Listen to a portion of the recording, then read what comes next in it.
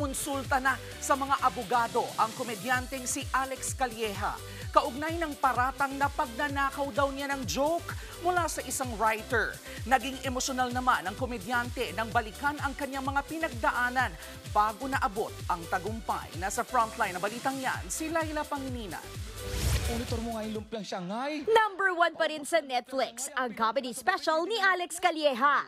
Nang ma-interview siya sa programang Julius and Tintin para sa pamilyang Pilipino, naging emosyonal ang kilalang komedyante.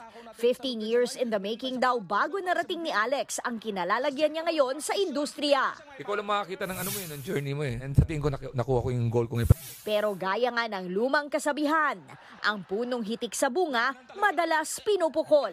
Sa kanyang comedy special, pinaratangan siyang nagnakaw ng isang pyesa, ang car wash joke. Nabasa raw ng anak niya ang artikulong inilabas tungkol dito. Dinaan ko sa attorney, magdedemand letter. Kasi siya nag-message siya sa akin eh. Oh, ano sabi? Sabi, Alex, tol, naghihingi ako ng sorry pero alam mo naman kami mga writers eh, ganun ang biruan namin, asaran namin. Pero hindi, naggamit siya ng salitang nakaw eh. Sa akin, hindi ko naman siya kakilala. Na-damage. Aminado ang komedyante na nasaktan siya sa paratang. Pero sa ngayon, sapat na raw na nakatuntong siya sa bigger stage ng Netflix.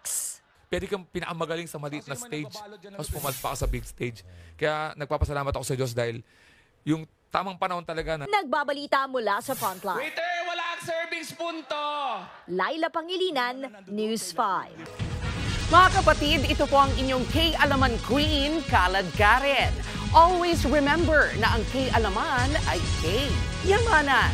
Kaya para sa latest showbiz news at dagdag impormasyon, mag-follow at mag-subscribe sa social media pages ng News 5. K? Okay.